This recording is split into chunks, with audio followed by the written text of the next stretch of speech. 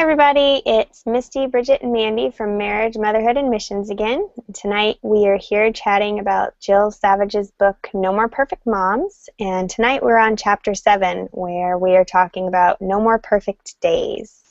So all those days that you think are going wrong, they're actually okay. And we're going to talk about that tonight. So, Bridget, getting started tonight, which best describes you? A type, a get-it-done mom who likes her ducks in a row, or B, a creative, spontaneous who enjoys flexibility?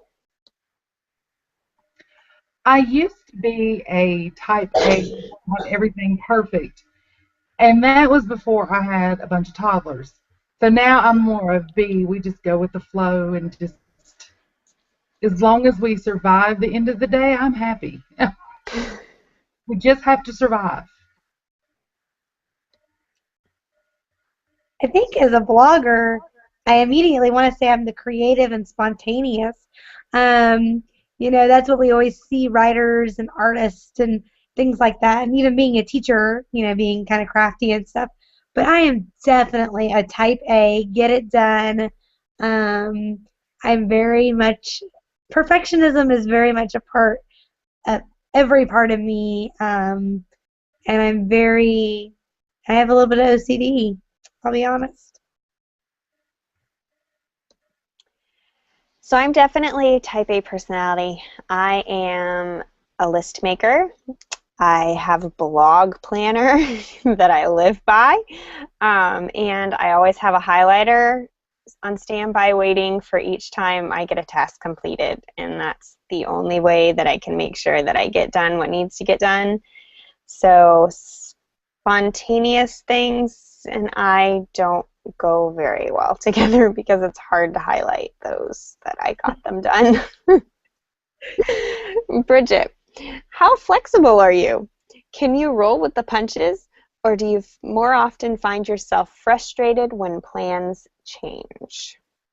I do keep a list, but I have found that things go so much better for me if I can sort of stay on the list, but it doesn't have to be with the whole list. I do little sketch little things in, like, I did extra things so I can make myself feel better about not getting my list done. Um, so I roll with a lot of punches around here. I have found that if I negotiate with my children and I say, if you'll let mommy work for 30 minutes, I am all yours for an hour, that they will let me get something done for 30 minutes. No longer than 30 minutes.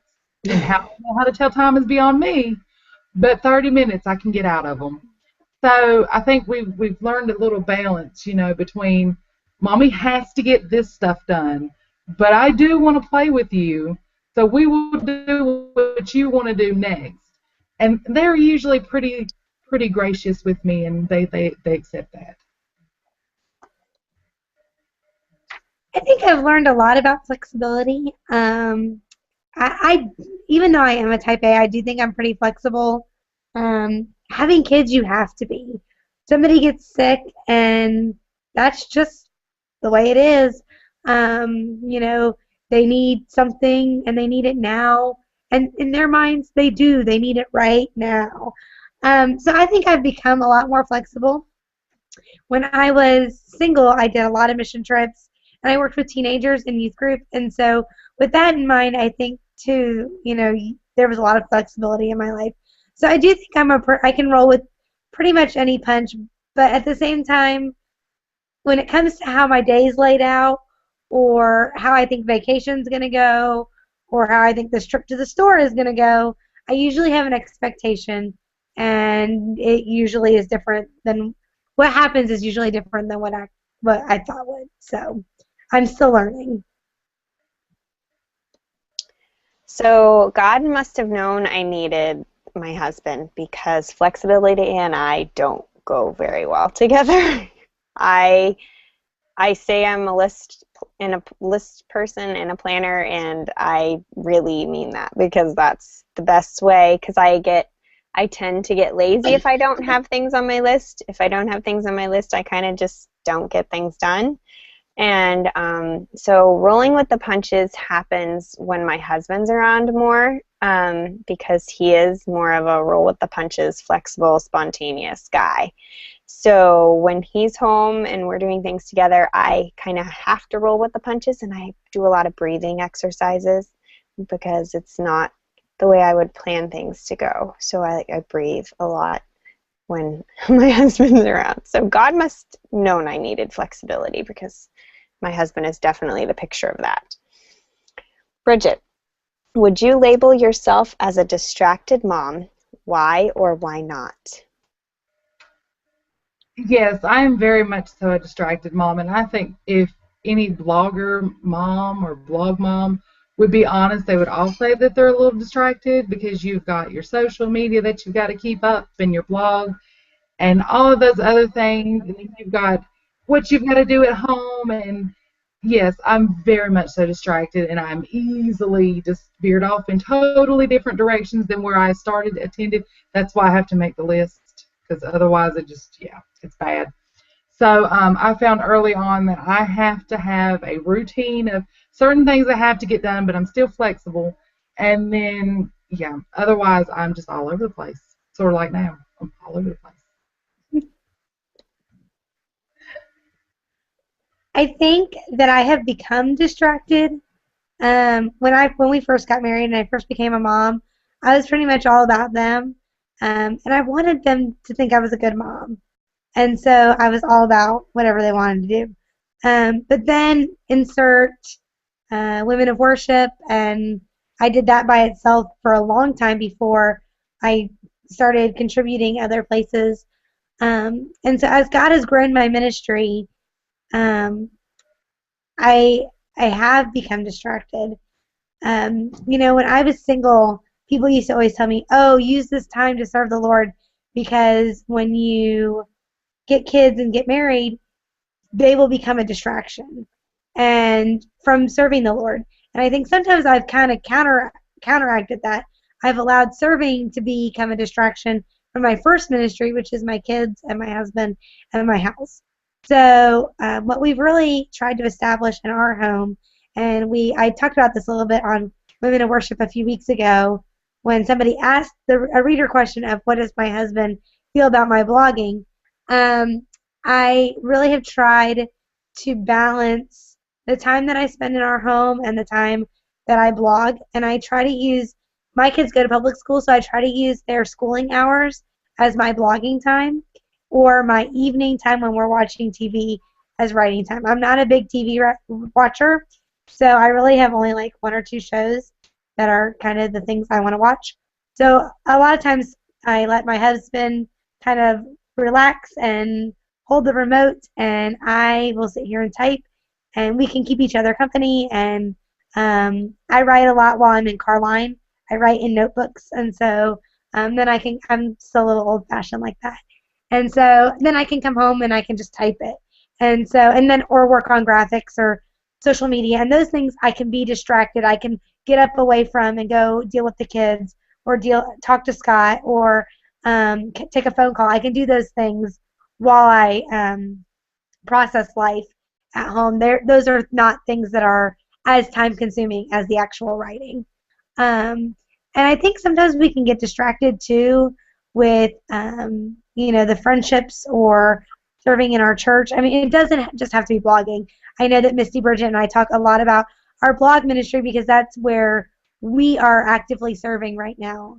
But the same could be true if you're a Sunday school teacher and you're changing your bulletin board every 2 weeks, or if you spend too much time cooking for the elderly, or you spend more time visiting other people and cleaning other people's homes than you do your own. So don't look at it as just, oh, well, I'm glad I'm not a blogger, because that's a really distracting ministry. Any ministry, anything can be distracting. And she talks about hands-free mom in the book, and she actually, hands-free mom, I forget her actual name, but she talks about getting rid of the cell phone is what your kid's going to remember, always being a cell phone in your face. Will they always remember a computer screen in front of your face? How will your kids view you? And so it's not just bloggers are attached to social media. And We wouldn't use social media if you weren't attached to it too. So just know that it can be any of those things in life that can distract you from what matters the most. So I too am distracted mom. I tend to need to stay busy because, like I said, if I don't stay busy, I get lazy and I just don't do anything, and my laundry piles double or triple, and things get worse than they are than when I have other things going on. So I need lists to keep myself motivated, but I try and make sure that I fill in the things that I want to do too, like the spending time with the kids and the movie night. So they're still on my list, but they're things that I'm doing outside of housework and blogging and, my husband. I make sure, and even though it seems silly to pencil in movie night with my kids, it's the way it works for me. It's the way that I can be intentional to make sure that I spend time with my children that day, but it works to keep me motivated and focused on the things that I need and want to do that day.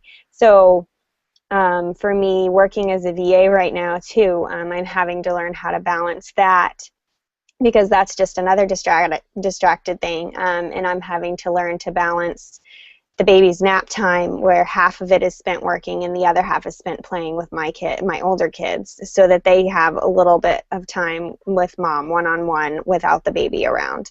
Because it is harder to do older kid games, or just spend time with mom when the toddler's around. So I'm having to learn, with that added distraction, how to balance it so that my kids aren't losing more time with me than they already were. And like Mandy said, the distractions aren't just bloggers. My distractions come from Facebook chatting with friends that has absolutely nothing to do with blogging, or talking to my mom on the phone for an hour instead of just a 20-minute, hey, how are you doing? Or, just it doesn't matter. It can be anything. It doesn't have to be connected to the internet, the computer. It can be, like Mandy said, spending too much time serving outside of your home and not focusing on the first ministry that God's given us inside our homes, which is our husbands and our children. So distractions definitely come in all shapes, sizes, inside the house, outside the house, online or offline. Bridget, do you have enough margin in your life to have the pace and space to allow real life to happen? No, I don't. Not really. Um, I run the online ministry, Becoming a Godly Wife, but then I also do things offline. I help with setting up children's ministry, and I do Sunday school, and I have all these other little elements running around and floating around that if I'm not careful and I don't balance it just right, everything will fall. Yes, and it's like ultra mega bad. And my husband has gotten on to me several times, because I have so many things. Oh, inquire, just tons of things. And I have like this long list of things that have to be done for each and every one of them. But if I'm not careful and if I miss one thing, then everything's going to fall apart. And I have found that, like, me and my husband, we planned a date night not too long ago. And I was all excited. Then 5 minutes later, I looked at my list and said, yeah, we can go nowhere. I have things I've got to get done today. And he was like, what? And I was like, oh, no, I have like 2 extra kids coming over in about 10 minutes. And then, and I've got to write. And, yeah, so we didn't get to go out. And it's because I didn't have a margin there for the little cushion. So I need to work on making more of a cushion for myself. And I've been praying a lot about things that I could possibly let go, and I really haven't found anything yet that I can let go. But I do need to work on making more of a margin for myself. So I am one of those people, and she talked about margins in our chapter, and she talked about how beautiful white margins are on a page. And the first thing I thought of is my Bible. I have a wide margin Bible, and the reason I have a wide margin Bible is because I like to write in it. I like to fill up the blank space, with my notes of whatever I got. And there's nothing wrong with that. I use a pencil. I learned early you use pencil because ink is permanent. But I fill up the margin, even in my Bible. And it's kind of how my life is. I feel like the cat in the hat, you know, how he was bouncing on the ball and he had all the things piled up on his hat and in his hands. And I feel like the cat in the hat. And what happens is the cat in the hat eventually falls. And maybe sometimes Scott's a little bit like the fish in the pot saying, hey, you gotta stop. You know, this is not good for you. But really, like, it's true. Like, I I feel every space of my life. And the reason I know this to be true is recently my family situation is a little unique because my husband was married before and is widowed, and his wife was an only child. Well, so I have two sets of in-laws, and that's a blessing for me. I love them. Like I'm not one of those people that are like my in-laws. But my mother-in-law has cancer, and my in-laws were very, very supportive with our kids. They went and picked him up from school. They did a lot of things for me, and now she can't do that. And so my margin that used to be very big in life is now very small. For the first time ever, I've had to SOS a friend to go pick up my middle schooler so that I can get to a doctor's appointment with my other two. And that's been really hard because I used to have the family support to do that. And now with life being as busy as it is, my margins are shrinking. So I'm finding how important it is to have that margin in your life because life does happen. We are not guaranteed anything. You know, even our to-do list can get reshaken by the Lord should He choose. That's why it's important to write in pencil because you know He can totally change that to-do list around, and He has changed what was a perfect flow, in my opinion, to now a very chaotic flow. However, I am learning a new way of balancing and finding His grace to be more efficient in this time of having to balance what I wasn't used to and having to have that margin because real life is happening. And it's not always easy. It's hard, but at the same time, you know, sometimes I have to give in to, we've got a doctor's appointment tomorrow and they want the kids. Well, you know what? She's sick. And that doctor's appointment can be rescheduled, but I can't reschedule time with Granny. So we just have to really it's important to create that margin, and God is teaching me that through a little bit of a hard lesson right now. So margin is not my strong point either. I tend to need to schedule it in. Schedule in having a night off. Tuesday nights are my margin for me personally. Saturday nights were too for a while, but that margin is no longer. It's been overtaken by other things. But I need to get better about scheduling it in because real life does happen. I don't want to miss those moments. I am, as we've been going through No More Perfect Moms this time around, I have been trying really hard to slow down when the kids really want my attention. When I was tucking my daughter in tonight, I added the margin of, instead of rushing off to go work on typing up another blog post, she said, Mommy, will you sing a lullaby to me? And I was like, you know, and in the past, I would have been like, no, I've tucked you, I've kissed you, we've said our prayers, and go to bed, it's bedtime. And I just found myself saying, she's 9. This may not happen much longer. Sing the lullaby. And so I did. I stopped. I was so excited that I actually recognized her needing that moment with Mom. And even as I walked by my son's room, their rooms are next door to him, recognized that I took the time. And even though he didn't ask for it, he recognized that I had made that point to spend that little bit of extra time with them. So it's those moments that I'm trying to grab that they really need me. And so yeah, margin is definitely not something I'm good at making sure I have, but I'm trying to get better at taking it when it's presented to me. So Bridget, what is one thing that you highlighted or noted in this chapter, and why did it strike you as important? That is funny that you still keep saying one thing. That really I have more than one thing. Okay, so point number one. Well, instead of getting frustrated, let's stop expecting a fantasy. Instead, embrace reality. I have 4 kids. My house is not going to be clean. It's it's livable, but it's not spotless. I'm never going to be on Better Homes and Garden. It's just not going to happen. And I have to just go ahead and embrace that. Just go on with it. Still doesn't mean I don't try, but I just need to embrace it's not going to happen until they move out. Um, Embrace the fact that things are going to happen. People are going to get boo-boos, and I'm going to have to stop what I'm doing to kiss the boo-boos. There's going to be arguing.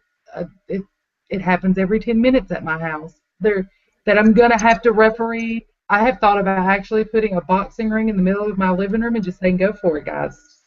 Whatever. Another thing that I highlighted was we can't have self-control on our own. It comes from letting God be the real leader of our lives and manager of our hearts.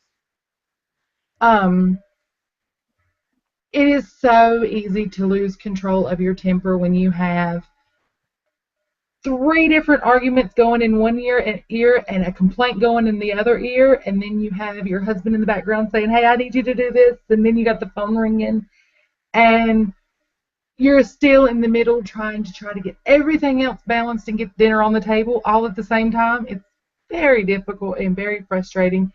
And I have been known to just scream and say, that's enough, leave me alone. And though I have tried to work on my own words and my own temperament, I can't do it alone. God has to help me do it and provide me with the peace and the comfort that I need to get through the day and to at least make it to bedtime when I go to bed. The last one is when we expect the unexpected, we prepare our hearts to handle whatever comes our way. We had an incident where we got a flat tire, and I may have told y'all this already.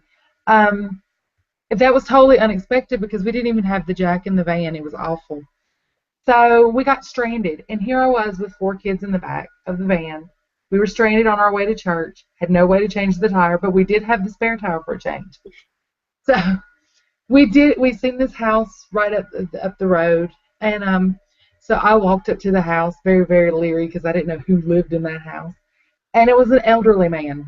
And it was quite interesting though because it come to find out that elderly man had a in and out procedure done, and he would have been in the hospital because he had like some kind of cancer removed from his neck, but it was skin cancer, so he was able to come home. And we ended up basically having church in his driveway, so we never even made it to church with our blown out tire. But he let us borrow his jack, and while my husband did the tire, I mean, we were talking, and I mean, it turned out to be a wonderful experience because we met someone new. He was actually nice. I kept saying there might be a serial killer living in that house. I don't want to go up there, but he turned out to be very nice. And we learned something from that. We learned that even though things go crazy, as a family, we can band together and it be okay.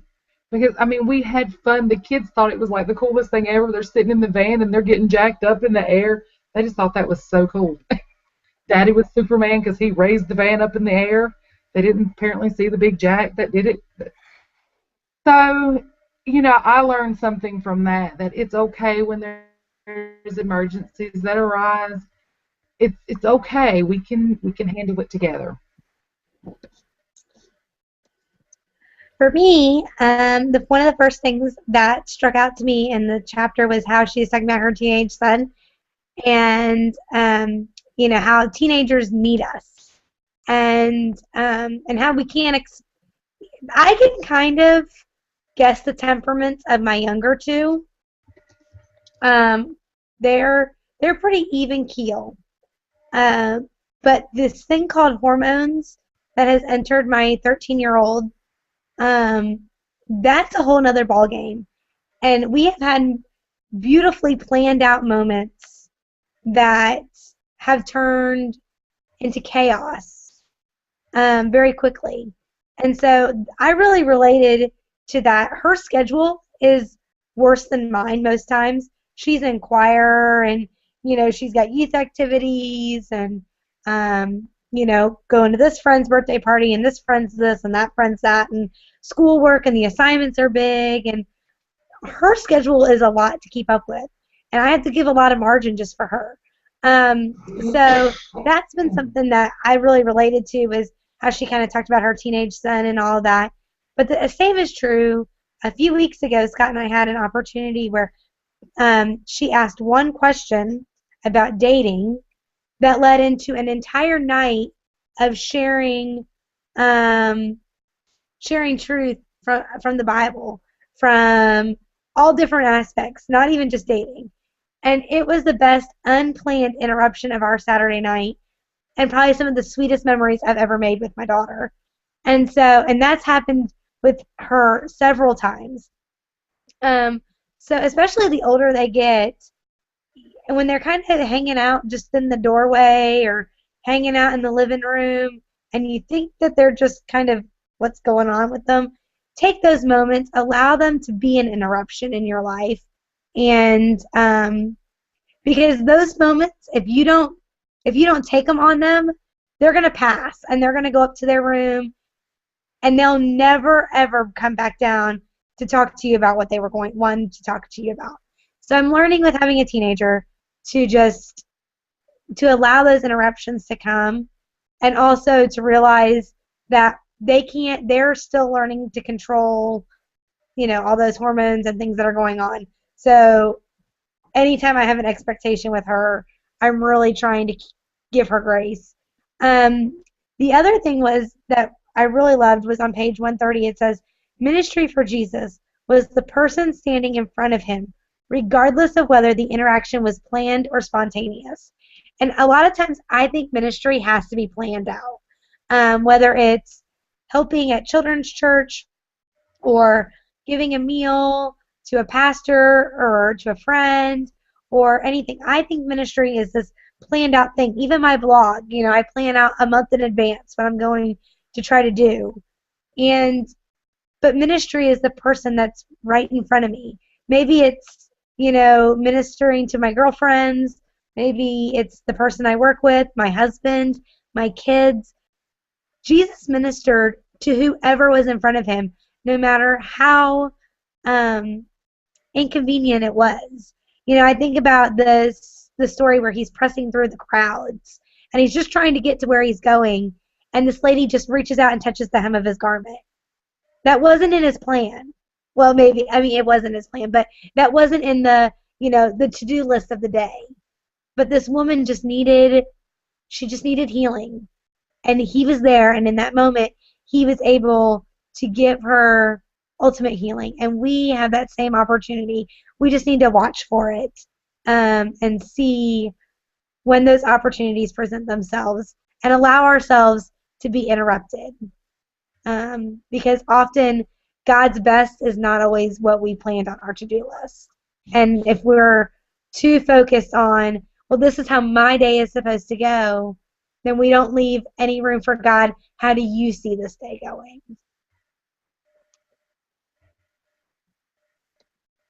So for me, there were a few things. One of the biggest things for me was where she says, "I've come to see many of these not planned for moments, not as interruptions, but rather as God appointments. They are moments that I didn't plan for, but God did." I always say, that God knows what's coming. God has my life planned out. God knows what he's going to bring me. But do I really believe what I'm saying? because it applies to each and every day. Every moment that comes my way, God planned it that way, you know, and do I really believe that when I'm in the middle of struggling with my daughter? Or do I believe that when my son is struggling with his math lesson again? You know, those are the moments that God planned for that day for me. And I need to make sure that I really, really, really believe what I say about God knowing what is coming my way and having planned it out already for me. I need to make sure that I'm accepting that and being thankful for it, each and every one of them.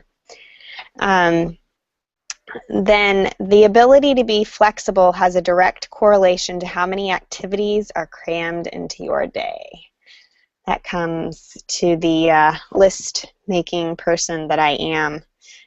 Very hard because my day is all planned out with activities and to-dos. So my crammed days are probably not so great. And then the last thing was the byproduct of a marginless life is stress.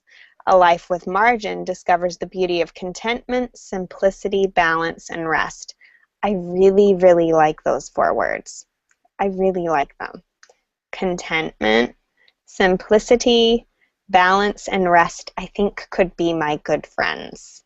So I definitely think I need to increase the margin in my life to gain those good friends, because those are some friends that I think I would really like to have. So,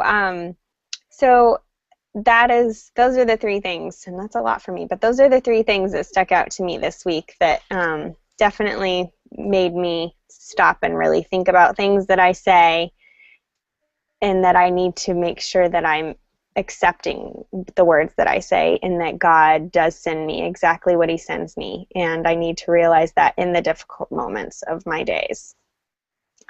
Girls, you got anything last minute you want to say before we sign off for the night?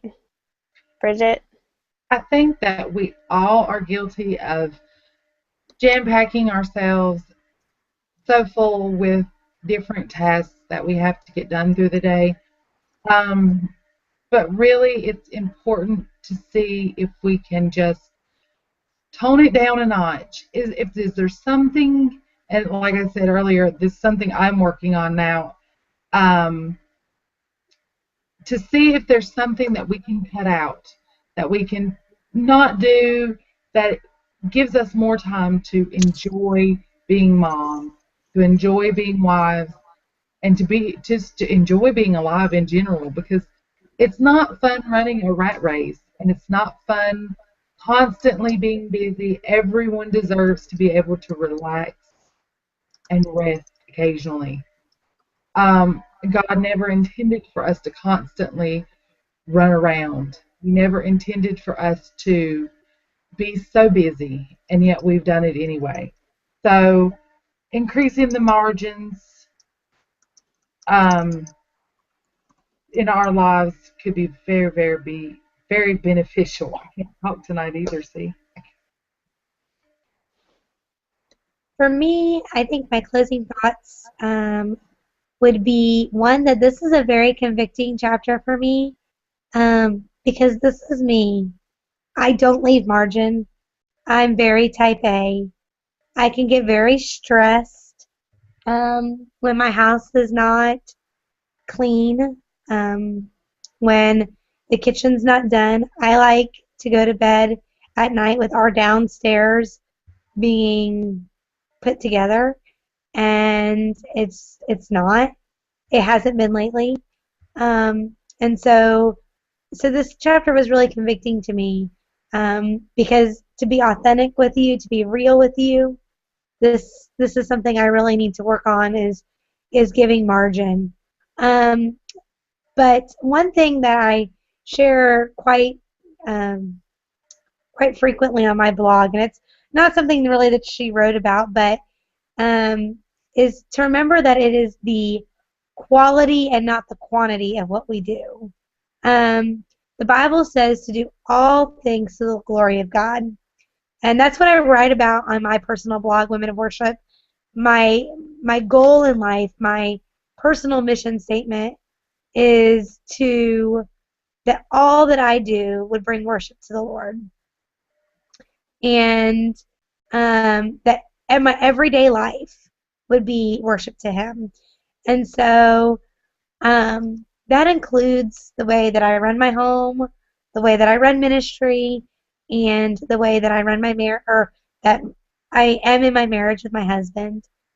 And I have learned that even with my kids, that it is the quality moments that I make and not always about the quantity. I think that sometimes we run the rat race because we feel like we have to have our hands in everything, or that we have to have our kids in everything, or that we have to do all this amazing stuff with our kids. And that's not necessarily the case. We just have to do a few things well, not everything half-hearted. So my reminder to you tonight is to find those few things that you're passionate about. And I really hope your kids and your husband and God are the top three: God, your husband, and your kids. But then whatever that ministry is, find what it is. For me, it's become writing, and become passionate about it. And that's why I write about my other three passions. Um, and do it well for the glory of God. So join us as we try and put more margin in our lives, prioritize better, take those grace moments that we're given with our children where we can show them grace and grasp a moment that God has planned for us, even if we don't know why, because God planned it. We don't have to know why. We just need to take advantage of it and live in the moment. So even though it may not be easy to add margin or schedule less or be spontaneous, it's something that we need to do for us, for our families, and for the Lord, because He didn't call us to live a crazy life. He called us to live abundantly in Him. So that's it for this week, girls. You guys have a great night, and we'll talk to you guys later. Bye.